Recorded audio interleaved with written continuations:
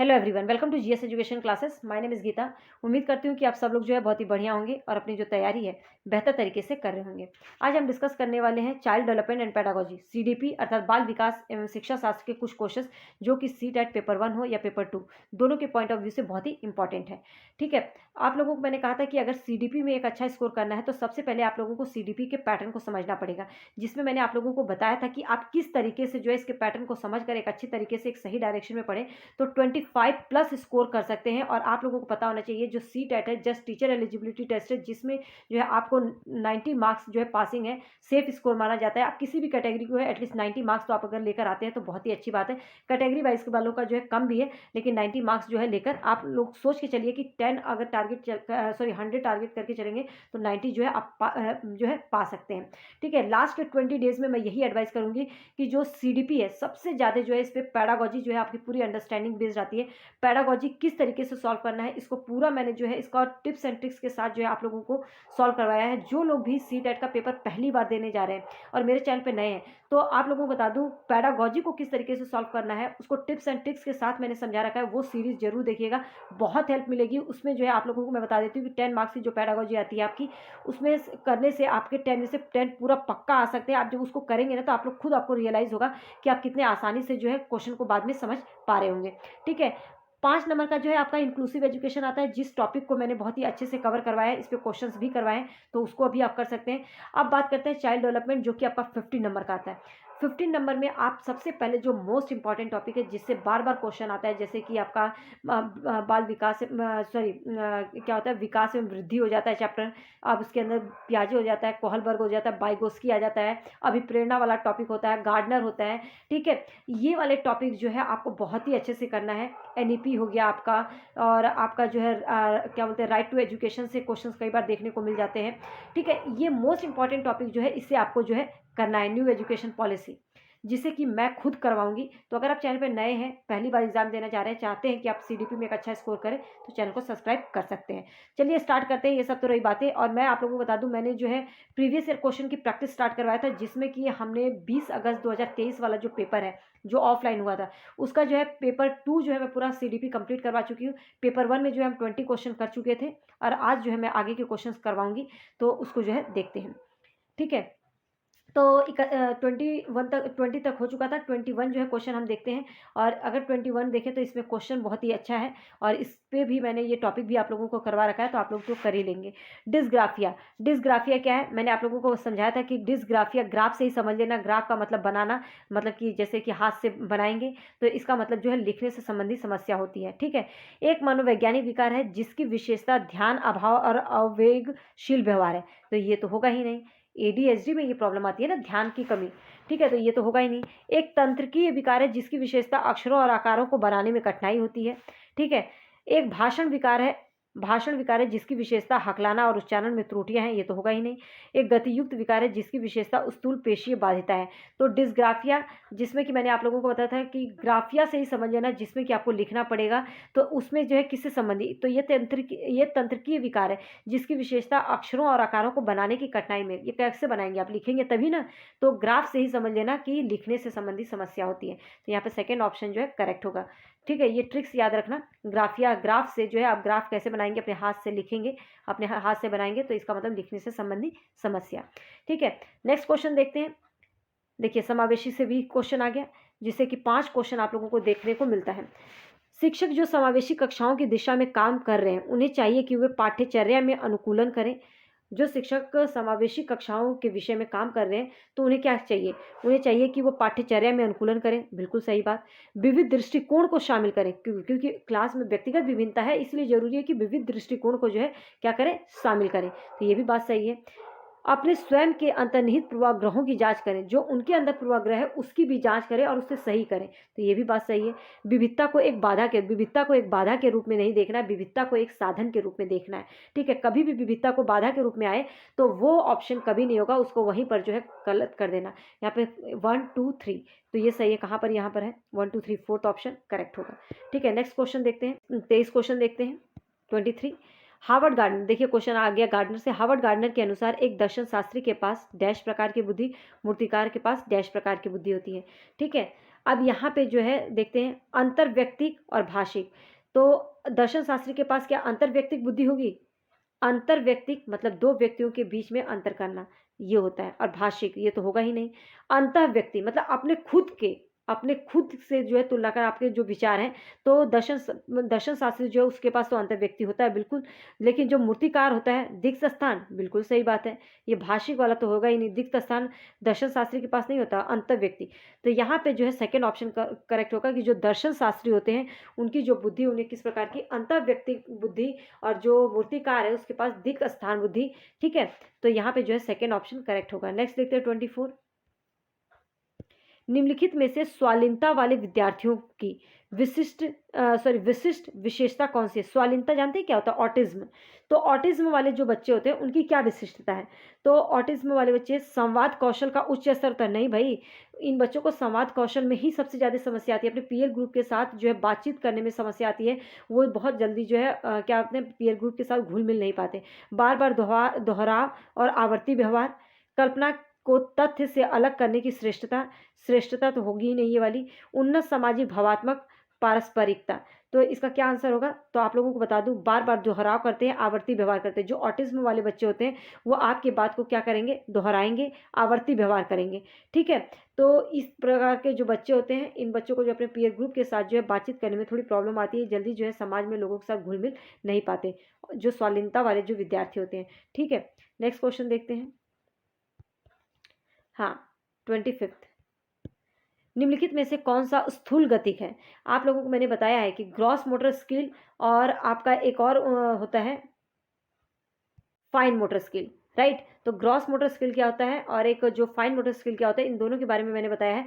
Gross motor skill जो है याद रखिएगा, जिसमें बच्चे जो है कूदते हैं, फांदते हैं, मतलब कि जिसमें उनकी जो भारी मसल्स होती है वो काम करती है। फाइन मोटर स्किल जिसमें आपकी उंगलियां काम करती हैं, जिसमें लिखना हो गया, पेंटिंग बनाना हो गया, इस प्रकार के। तो स्थूल गतिक कौशल कौन सा है? एक कागज पर एक बड़े आयत को रूपरेखा के रूप के अनुसार काटना। तो ये आपका स्थूल गतिक होगा? नहीं, ये फाइन मोटर स्किल होगा आपका। जो है ये स्थूल नहीं गतिक हो, ये ग्रॉस मोटर नहीं है, बल्कि ये क्या है? फाइन मोटर स्किल है। ठीक है, नेक्स्ट क्या है? एक कागज पर वृत्त को रूपरेखा के अनुसार काटना, तो ये भी नहीं होगा। बुनाई, ये भी नहीं होगा। तैरना, अब यहाँ पे जो है आपका आंसर होगा 25 का, फोर्थ होगा तैरना, क्योंकि इसमें जो है बच्चा जो है अपने मसल्स का प्रयोग कर रहा है, अपनी बड़ी अंग जो है उनके उसका पैरों का, हाथ पैर का प्रयोग कर रहा है। ठीक है, तो यहाँ पे तैरना जो है इसका जो है करेक्ट आंसर होगा। स्थूल गतिक ग्रॉस मोटर स्किल में जो है जैसे कूदना, दौड़ना, तैरना ये आता है। लेकिन जो आपका फाइन मोटर स्किल होता है, सूक्ष्म गतिक कौशल होता है। सूक्ष्म गतिक कौशल में जैसे कि सबसे फाइन वाले काम जिसमें उंगलियां का काम होता है, जैसे कागज पे नाव बनाना या कागज को काटना या बुनाई करना या लिखना, तो इस प्रकार का जो होता है सूक्ष्म गतिक कौशल होता है। तो ये कई बार क्वेश्चन आता है, तो इसको आप लोग जो है कंफ्यूज मत होइएगा, बहुत ही इजी टॉपिक है ये। कोई भी टॉपिक से रिलेटेड ना, अगर आप जैसे मैं समझाती हूँ कुछ, कहीं पर भी कोई आपको प्रॉब्लम आती है तो आप कमेंट सेक्शन में मुझसे उस टॉपिक पर जो है पूछ सकते हैं, और मैं नेक्स्ट जो है वीडियो उस पर बना के आप लोगों को अच्छे से समझा सकती हूँ। ठीक है, नहीं तो मैं इन शॉर्ट में ही बता दूंगी कि जिससे कि आप लोगों को जो है वो टॉपिक जो है अच्छे से क्लियर हो जाए। कोई भी डाउट हो आप लोग फ्री है पूछने के लिए, क्योंकि आप लोगों का सपोर्ट ही मुझे जो है एक मोटिवेशन देता है कि आप लोग जो है ज़्यादा से ज़्यादा क्वेश्चन करें, तो मैं जो है उस पर बताऊँ, जिससे कि मुझे बहुत ही अच्छा लगता है कोई पूछे और मैं जो है उस पर बताऊँ। ठीक है, इसी से जो है आपका और मेरा कनेक्शन भी जुड़ेगा कि हाँ भाई, कहीं के आप लोग कुछ पूछ रहे हैं और मैं बता रही हूँ, तो जिससे कि आपके डाउट्स क्लियर हो पा रहे हैं। ठीक है, तो कोशिश करिएगा कि अगर कुछ नहीं समझ में आता है तो पूछ सकते हैं। भौतिक वृद्धि विकास और विकास के डैश और डैश सिद्धांतों का पालन करता है। मतलब जो वृद्धि और विकास है, विकास के डैश और डैश सिद्धांतों का पालन करता है, ये क्वेश्चन है आपका। ठीक है, तो क्या होगा देखते हैं, ऑप्शन देखते हैं इसमें। विभेदीकरण मतलब कि जो वृद्धि एवं विकास है, विकास के सरल से जटिल और फिर जटिल से सरल के सिद्धांत का पालन करता है। क्या ये बात सही है? तो ऐसा तो नहीं है, पहले सरल से जटिल फिर जटिल से सरल नहीं। समीपस्थ फिर शीर्षगामी, समीपस्थ शीर्षगामी से, ठीक है, और रोही से आंतरिक से बाहरी, मतलब कि कहने का मतलब आंतरिक से बाहरी की ओर, तो ये भी नहीं होगा। समीपस्थ से शीर्षगामी नहीं होता, शीर्षगामी से समीपस्थ। ठीक है, ये होता है।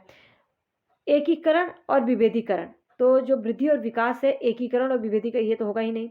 मतलब सरल से जटिल, जटिल से सरल। जो आपका वृद्धि और विकास है ना, ये डैश से डैश सिद्धांत का पालन करता है, तो ये शीर्षगामी से आंतरिक मतलब समीपस्थ की ओर जो है ये इसका पालन करता है, इस सिद्धांत का पालन करता है। तो हमारा जो फोर्थ ऑप्शन जो होगा वो करेक्ट होगा। नेक्स्ट क्वेश्चन देखते हैं 27 क्या है। प्रारंभिक बाल्यावस्था में वृद्धि, प्रारंभिक जो बाल्यावस्था है उसमें जो वृद्धि डैश और सोच डैश है, जबकि मध्य बाल्यावस्था में वृद्धि डैश है और सोच डैश है। तो जो प्रारंभिक बाल्यावस्था में है ना, उस वहाँ पे वृद्धि जो है, जो आप बच्चे की जो वृद्धि होती है वो जो है स्थिर होती है। जो बच्चे की वृद्धि होती है वो क्या होती है, स्थिर होती है। और लेकिन उसकी सोच जो है कुछ हद तक जो है आत्मकेंद्रित, बच्चा जो है प्रारंभिक बाल्यावस्था में हर चीज़ सोचता है कि उसी के पास रहे। ठीक है, तो देखते हैं यहाँ पर कोई ऑप्शन है। धीमी, धीमी तो नहीं बोलेंगे, स्थिर है। ठीक है, और फिर क्या होता है, तार्किक, तार्किक नहीं होती है। देखो बच्चा प्रारंभिक बाल्यावस्था में बच्चा तार्किक कैसे सोच सकता है, ये तो होगा ही नहीं, ये भी नहीं होगा, ये भी नहीं होगा। धीमी आ गया, नहीं। देखिए स्थिर है, बिल्कुल। कुछ हद तक आत्मकेंद्रित हो, तो प्रारंभिक बाल्यावस्था में बच्चे की जो सोच होती है कुछ हद तक आत्मकेंद्रित होती है, जबकि मध्य बाल्यावस्था में जो वृद्धि होती है वो धीमी हो जाती है और सोच जो है उसकी कैसे बढ़ जाती है, तार्किक हो जाती है। तो यहाँ पे फोर्थ ऑप्शन जो है करेक्ट होगा।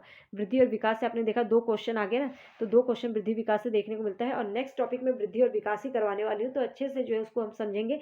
तो बस जुड़े रहिए, कीप सपोर्ट। आप लोगों को पक्का यहाँ से एक अच्छा मटेरियल मिलेगा। पूरा जो भी मैं पढ़ाती हूँ वो मटेरियल जो है टेलीग्राम पे शेयर करती हूँ, वहाँ लिंक जो है डिस्क्रिप्शन बॉक्स में दे दूँगी, वहाँ से आप जाके जुड़ सकते हैं। ठीक है, 28 देखते हैं। और पूरा सीडीपी जितने प्रीवियस ईयर क्वेश्चन है वो तो मैं करवाऊंगी ही, साथ में आप लोगों को मोस्ट इंपॉर्टेंट टॉपिक भी करवा रही हूँ। बस आप सपोर्ट करते रहिए, डेफिनेटली आप लोगों को जो है एक अच्छा मटेरियल मिलेगा। निम्नलिखित में से कौन सा एक ऐसे प्रश्न का उदाहरण है जिसमें विद्यार्थियों को अपनी सोच पर विचार करने की आवश्यकता होती है। निम्नलिखित में से कौन सा ऐसे प्रश्न का उदाहरण है, मतलब ऐसे प्रश्न का उदाहरण जिसमें विद्यार्थियों को अपनी सोच पर विचार करने की आवश्यकता होती है। तो देखते हैं क्या है। हाँ, देखिए, कक्षा की शुरुआत की क्रियाओं के उपयोग के बारे में आपकी समझ कैसे बदली। ठीक है, नेक्स्ट, आप क्रिया को वर्तमान काल में कैसे बदल सकते हैं। ये नहीं, वाक्य में संज्ञा और क्रिया के बीच। देखिए ऐसे प्रश्न कौन सा उदाहरण है जिसमें विद्यार्थी अपनी सोच पर विचार करने की आवश्यकता है, मतलब विचार जो विद्यार्थी से जो सोच विचार कर सके। तो क्रिया को वर्तमान काल में कैसे बदलें, तो ये तो डायरेक्ट बदल देगा। वाक्य संज्ञा और क्रिया के बीच में संबंध, क्रिया की परिभाषा, क्या इसमें ये सोचेगा, इतना ज़्यादा विचार करेगा, नहीं।